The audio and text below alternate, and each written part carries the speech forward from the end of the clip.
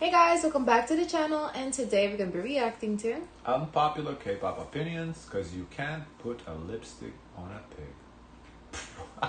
Wow. What?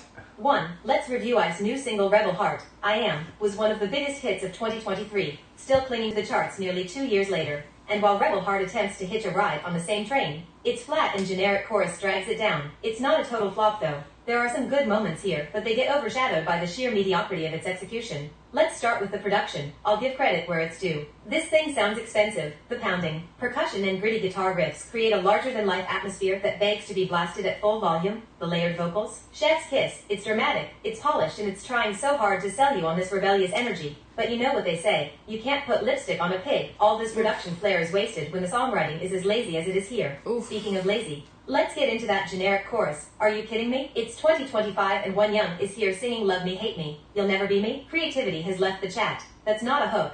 It's a cry for help. Why though? Love me, hate me, you never gonna be me. Ain't nothing wrong with that. It could be just like a little too cliche. Yeah, it is cliche, but it's like, it's just basically saying, you ain't on my level, huh?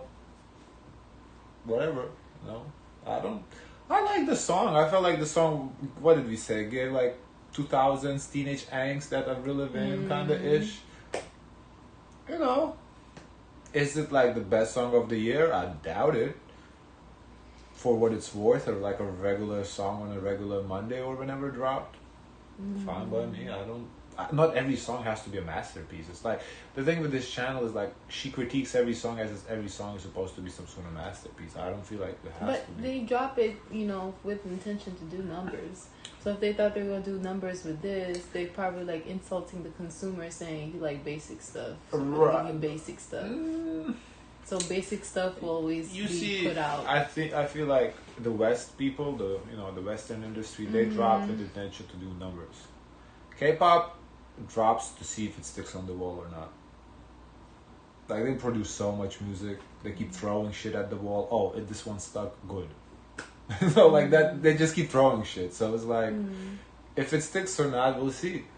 Because like same with Eyelid, they drop Magnetic, it stick, then they drop the other one, it flopped, they say. They say they're blaming you. You're the cause of this. The numbers. Not you, Minjin. Oh, Minjin. Oh, right. Right, so I'm just saying, like, they that's just the industry. You produce so much that eventually something is bound to stick. So I feel like this song is definitely... That's everybody. I feel like that's me. Right. Yeah, but I feel it's okay song. It's, to me, an 8, I think, like out of 10. I liked it. It's not a bad song. It's not like a 10, but it's a solid 8. It's cool.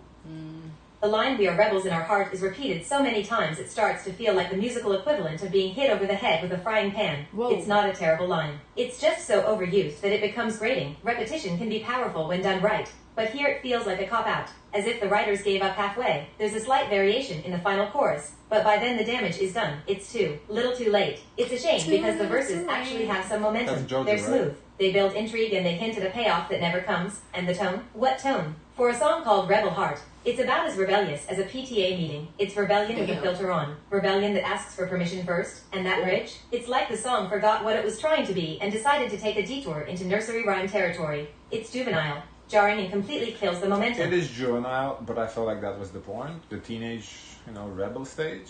That's kind of like, that is juvenile. So, I mean, if that's the point of the song, it's not exactly an insult when you say it. Yeah. Instead of amping things up for a killer... Now, if you want to argue that IVE is a more grown group to make more mature music, we can argue that. That's something to, we can talk about, but, I don't exactly know how old the girls are. If the girls are like 19, 18, 19, maybe they're still of age to make that teenage music, Finale. It drags the song into the mud and leaves it there. Overall, it's not a bad song. It's well produced. But I have set the bar so high for themselves that this lazy, half-baked generic songwriting just doesn't cut it. Also, I've noticed that with each comeback, it becomes more obvious that One Young is the centerpiece of the group's concept. She's the face, the vibe, the brand. Songs like Love Dive, I Am, and now Rebel Heart all scream her name. That whole Love Me, Hate Me, You Will Never Be Me line? Yeah, that's peak One Young energy. Confident, narcissistic, untouchable, and dripping with that polished, almost intimidating aura she's known for. It's not even subtle at this point. IVE's entire identity feels like it's been built around her personality and public image, and honestly, it works. She is the vision and Starship knows it. Every era makes it painfully clear that Wonyoung isn't just a part of IVE. She is IVE. She embodies the brand so effortlessly, it feels natural for her to soak up the spotlight. It's not favoritism, it's a strategic move. She's the face and vision Starship is selling. Okay. Some people might whine about how this leaves the rest of the members in the shadows, but Starship has done a surprisingly decent job at keeping the group balanced. The other members don't feel like props or backup dancers. They're seamlessly woven into this Wonyoung-centered universe. Yeah, Wonyoung's the star, but it doesn't feel like the Wonyoung one-woman show. Instead, it's like the group synergy amplifies her shine while still... that's one thing that K-pop is really good at. Like, they can have someone, obviously, he's the lead, the star of the vision, and everyone kind of, like, compliments the star of the vision, but not feel some kind of way where we don't hear, like, controversies and breakups and splits. To me, personally, I feel that's how it should be. I feel the way I see K-pop groups is it's a basketball team. There's a star player, there's maybe one or two star players, and there's role players. And then, there's bench warmers that could be cut. Yeah. Same with K-pop. There's the lead, the visual, whatever. That's the star of the group. Sometimes they can have two. If it's like a group like 17... Do you think there can be two? I don't think If it's a group like 17, maybe there is even three. Because it's a big group, 13 people. Because there's a subunit, so maybe there's a star per subunit. I don't know. We can debate that. And then, there's those people that are good, solid, the role players. That solid, play their role. If their role is the main dancer, they kill the dancing stage, beautiful dancing. And then there's those people that I don't even know you exist. The problem is these groups have the fans that are fan of one person. So they fan the bench warmer that can be cut, and then they get mad because the bench warmer doesn't get the attention. Or not enough time. Right, but the problem is the bench warmer is a bench warmer. Be happy he's on the team to begin with. It's a great balance. Yeah, so it's nothing wrong with Wonyoung being the star of the group, and because I feel like every group has a star. Yeah, Stray Kids. Yeah, Stray Kids has a star, 2 stars if you want to argue. Well, there was one assigned star, and then another one that was just really, really popular. I mean, for the Stray Kids, I feel like the stars are Felix and Hyunjin. No, I thought Why not? Because the group was built around Bangchan. Right, but Bangchan, the person that leader. built the leader doesn't have to be the star though. The leader is someone that glues everyone together. He's the glue guy. He's still a role player, but his role is when you see his to glue outfits, his everyone outfits together. look really nice. I don't know. Yeah, but let's just look at the Instagram followers. Like Hyunjin and Felix are way ahead of everybody. That's what star is. The person of them. They are you stars think of the Hyunjin group. is a star? He's a Based- vision. Based on the followers, yes. So what do you define as a star? The best sunborn at the best. The best dancer at the group is not a star, even though he's the best dancer. No. So, what do you mean no? So what are you trying to say? No, I said Felix is the star of that group. Right, but I would argue there's a second star, Hyunjin. I would also argue it was Bangtan. You want to say 3 stars? Okay, fine. 3 stars on the team. It's 8 people. Okay, they can be 3 stars. But I'm just saying, each group. I think even with BTS we can argue, but I don't want to go there because ARMY's going to kill us. So let's not go there. Why If not? everyone I else can a go moment to stand there. out. 2. Let's talk obvious about it's a SM's new star. girl group. During the SM Town She's a Conquest, the company shared the first teaser of their upcoming 8-member girl group called Hearts to Hearts. They will debut on February 24th. My first thought was... Honestly, with why- BTS, I will say with BTS, it's a rotating star. There's different moments where someone's just killing it, and the others are just back up. No, there's multiple people that can be stars in BTS. But I don't. That's the one thing about BTS. I don't think there's one I could. Cut. I would. There's not one. No, you can because cut. there's no bench warmers in BTS. Yeah, that's for the thing. Sure. No, there's no. But it's bench warmers.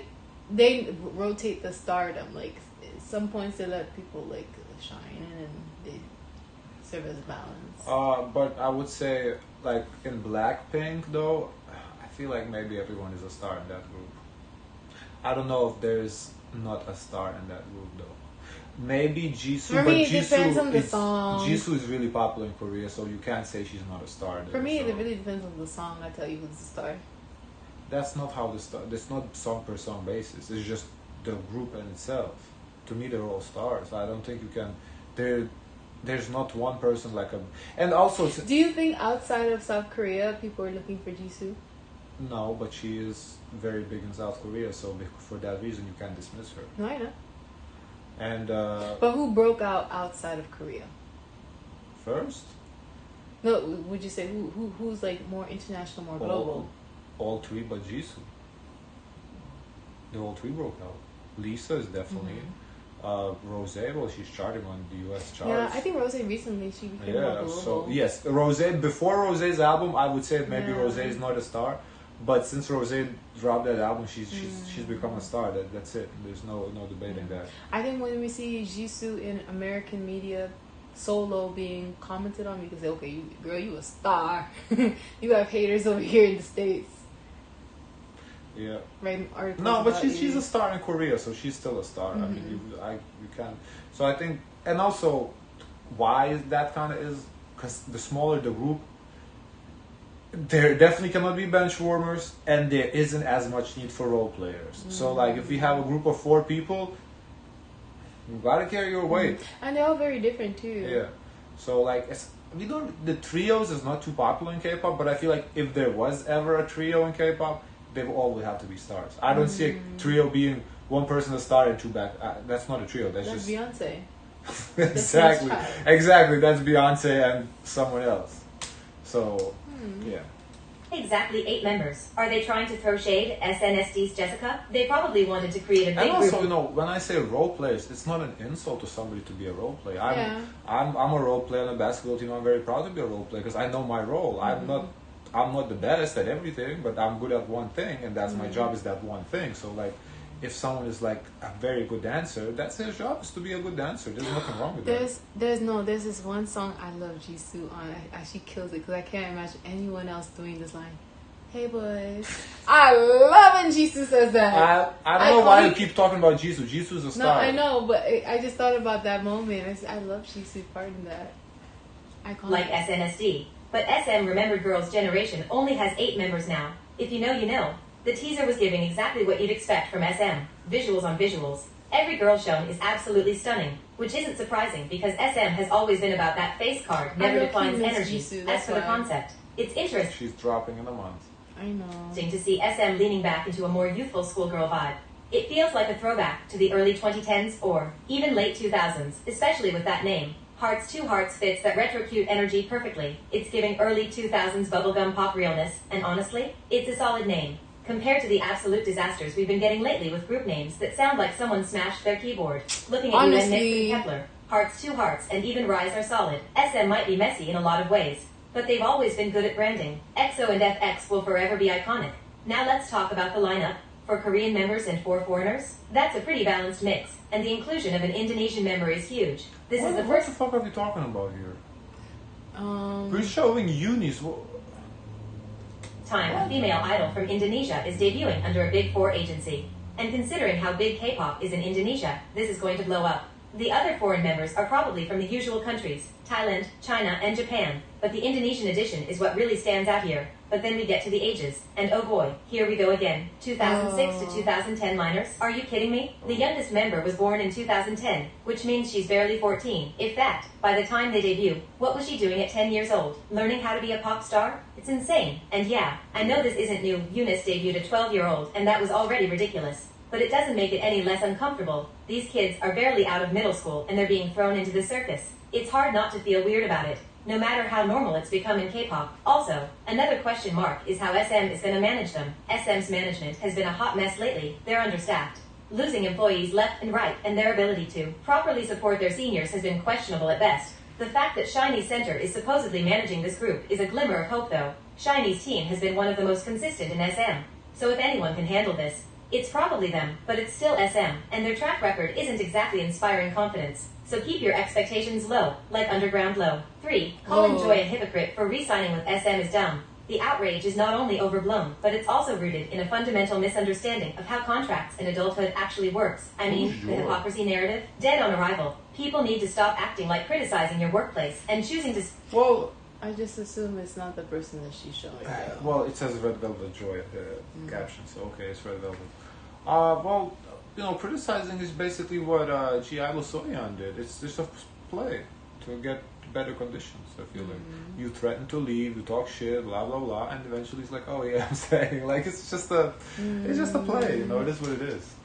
And leaving the agency, it's not easy. Like it has to be something really bad to leave because it's just more complicated. Then there's gonna when you leave, do you get to keep your songs? Do you have to keep your rights?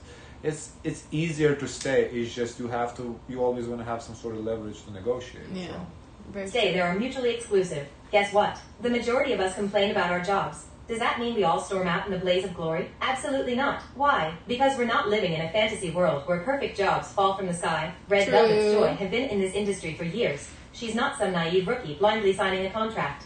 She's a grown woman making a calculated decision based on her priorities, her career trajectory, and her future. Fans thinking they know better than the person who's lived this reality day in and day out? That's delusion on steroids. Yeah, SM is far from perfect. No one's arguing that. But it's also one of the most powerful companies in K-pop, with the infrastructure, connections, and resources to keep its artists at the top. Joy knows this. She's seen the pros and cons firsthand. Leaving a company like SM isn't just about dissatisfaction. It's about whether the alternatives are worth the risk, and spoiler alert, in most cases, they're not. Fans love to scream just leave like it's the easiest thing in the world. But they're not the ones who have to deal with the fallout of that decision. They're not the ones risking their careers, their visibility, or their financial stability. They're just spectators throwing stones from the cheap seats. And let's not act like this is some shocking new phenomenon. SM idols have been shading their company for years while still re-signing. Tion, EXO, Red Velvet, they've all had their grievances, but they stayed. Why? Because they understand the game. They know that SM, for all its flaws, offers a level of stability and influence that's hard to replicate elsewhere. The same goes for other groups where like... would they go alternatively? Probably someone on the smaller label or something. I don't. Especially if you're already in one of the big fours. You either go independent or you go to the other three. I don't know. I feel like to leave, it's either has to be really, really bad conditions, or you have to be like a Blackpink girls. You know, they left, but they're such a name that it's easy to leave. They don't need it. They don't need it. When she's Joy, cute. I didn't know who she was before, so doesn't mean I know everything. But I'm just saying, like, she's not on that level where everybody knows her. She can go wherever she wants. No. So. G-Idol with Q. Fans were foaming at the mouth when those contracts got renewed. But the reality is that these idols are negotiating, leveraging their success and securing better terms for themselves. Fans don't see the behind-the-scenes discussions, the renegotiations, or the compromises. They just see the headline and lose their minds. Most of them have never even set foot in a workplace, let alone navigated a high-stakes... Yeah, honestly, the problem in K-pop is really fans, a lot of the times. It's just dumb shit. Career like Joy's. They don't understand the complexity of weighing financial security, professional growth, and personal satisfaction. They think the real world operates on some black and white moral code where you either... I also wonder if in the West fans also do dumb shit, do or say dumb shit like that. We just don't put light on it. We don't care about it. Because I feel like we really focus on the fans in K-pop. Like, K-pop fans is the focus, you know. Here, like, fans is fans, but they don't really... Whatever. We don't talk... Like, who cares? Well, I don't know. What would be an example of, like, fans? Here in the States? Yeah. Of what the fans did? Mm-hmm. That's wild. Well, when we saw that One Direction, yesterday we did a video, BTS video, when we did, they showed One Direction that they hacked into the cameras and, like, stalked the people, like, broke into the airport private area to, like, look at them, stuff like that. We don't really pay attention to that. I heard it's a crime. Yeah, I heard someone kidnapped Lady Gaga's dogs to get her attention. I mean, yeah, but we don't really talk about. I didn't hear about it. It was a while ago. Oh. I don't know. I don't know if we put the same light on the shit fan do that in K-pop. I guess maybe. I think we do. We do. You think so? I think so. I guess. Because that's a headline. Maybe because we're like reacting to K-pop. Yeah. So that's what it is. Living in Korea, maybe that doesn't really make headlines like the stuff that we see. Maybe it's like very niche stuff that we see, and we kind of in that niche. That's why we see. I guess. Because right now, I don't know if you heard the headline of something with Drake pulling his petition from the lawsuit. No, like we react to America, the artists we know, like their drama, but their drama from them, we don't really see like the fan drama though. When we do those, like when we do Impressive and stuff. Yeah, I only hear fan drama when it comes to like stalking, being in their homes, that kind of stuff. Love your job unconditionally or quit in protest. Spoiler, it doesn't. Most adults stick with jobs that aren't perfect because stability and opportunity matter. Joy staying with SM doesn't mean she's selling out or betraying anyone. It means she's smart enough to see the bigger picture. 4. Babymonster has announced a new MV for the B-side Really Like You, which will be the 5th MV from the album. This kind of promotion is rare in K-pop. I think this was a good song, if I remember. Really, I really, really, really, really, really like you. I think I like that song. No, you reacted to I it. think so. I think so. Other companies usually blow their entire budget on the title track and then let the rest of the album rot in obscurity. But this feels like a shift. It's almost like they're taking She's notes funny. from Western pop promotions, where artists drop music videos for multiple tracks over time to keep the album Yes, alive. they do. It's smart, effective, and exactly what Remember, K-pop. Burna Boy dropped a music video like 8 months later after the album or something like that. That's crazy. Yeah. Needs more of. The thing is, K-pop albums are often packed with incredible B-sides that never see the light of day. Yes, These songs are just as that's good so or true. sometimes better than the title track. Yes. But they get completely overshadowed because the industry is so hyper-focused on that one big release. By Yeah. giving each B-side its own MV, Babymonster is extending the album's lifespan. As It's evidence, not exactly shocking from YG, because isn't that what Blackpink did too? That's why they have so few songs, because they have like a visual for every song. That's what I thought the thing was. They have like very little songs, but they have a visual for like every song. So I feel like that's kind of maybe YG's thing.